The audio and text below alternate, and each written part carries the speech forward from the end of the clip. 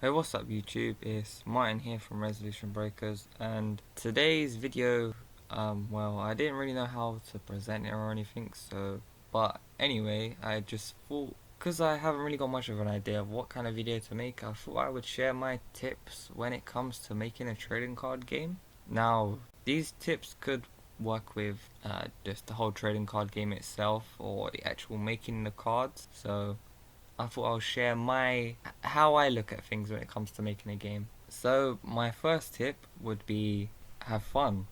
Always have fun. Whether you decide you want your game to become printed professionally one day, or if you are just messing around and you want to play your game amongst your friends and family, you just as long as you're having fun, that's really the main factor of just card games themselves. So if you're having fun whilst creating your very own cards, there are endless amount of things you can do. If you aren't having fun whilst creating them, well, you just aren't going to get much enjoyment out of them. And to be honest, it may just make you not want to continue with them at all. So yeah, just always have fun with your game and your cards. No matter what happens, just as long as you're having fun, that's the main thing. So my second tip would be, maybe pretty obvious, but be creative. Now, when I say this, I don't mean to say that you have to be creative. Whatever you make for your own game is your own creation, and you should take pride in what you make and all of your designs and what you come up with. But what I mean mostly is anyone, absolutely anyone, can be creative. Anyone can create a card game. Be it as crazy as you may think you are being when it comes to making your cards. What you create is unique to you, and that is all that matters. My next tip, be unique. Again, just like I said with number 2, when I say this, I don't mean it to be exactly as it means to sound. It's also pretty much what I had to say in the previous tip. What makes a card game and any card unique is that you yourself had created it yourself and nobody else. Number 4, be inspired. This is also sort of a continuation from the previous tip. Kind of both in one, really. But when it comes to making a card game, there's always one major thing that everyone worries and stresses about: being exactly the same as another card game or a card game creator's idea. Do not worry about this. It's as simple as that. There are so many different card games out there with so many similarities. And to be honest, that's what gets us card gamers to play and try out so many different ideas. Either they are similar to a card game we have already previously played, just with a few things either added in or that we think that a different card game missed, or that they just really are so unique and they stand out from all of the rest.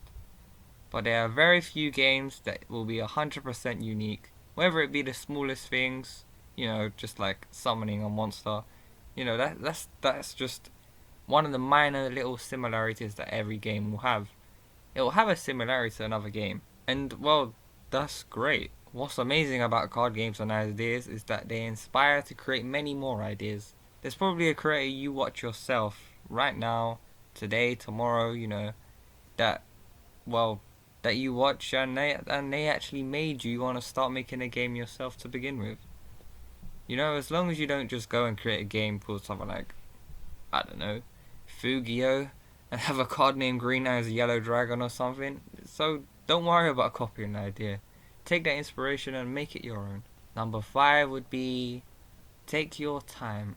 Now this is very vital when it comes to making, well, pretty much anything. Card games take a very long time to finalize.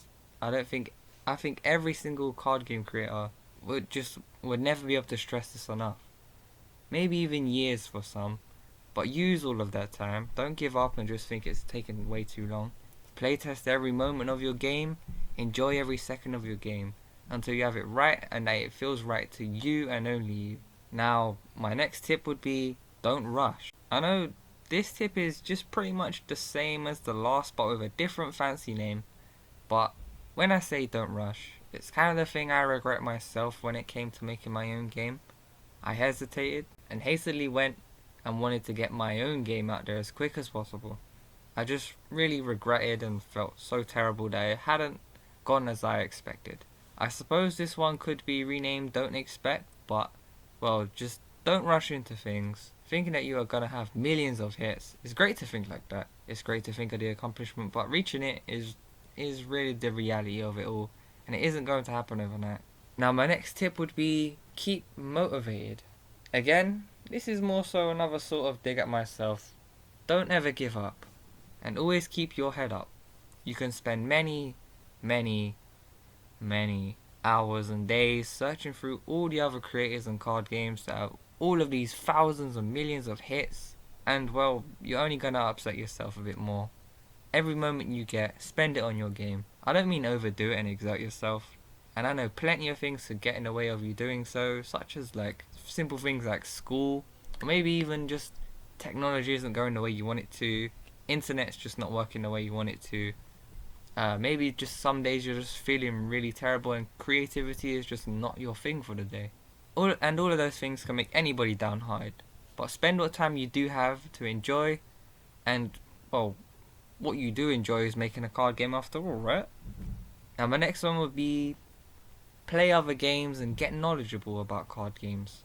Like I said before, there are so many different card games out there. And maybe not even just card games, but just games themselves, like video games. I mean, I've seen this stuff on YouTube called paper games. I never even known what this thing was before, and I was like, how can you even have a paper game? But I know you wouldn't want to copy anybody else's idea. But really, getting the knowledge on how other games work and seeing how turn flows and cards themselves interact with each other could give you plenty of ideas for your own game, or even make you even more determined to create your very own original ideas and not copy nobody else. And it could even show you just how similar many card games can be, so you wouldn't have to worry about all those, oh, my card game's just like this, my card game's just like that. Like I said before, just take those ideas and inspire yourself to make your own. Because you'll see many card games are just a twist on a different card game before, but they'll just be renamed more flashy and more different. Or you could just search up all the many different ideas right here on YouTube. With all the many different homemade TCG creators coming up with ideas constantly as the community just continues to grow.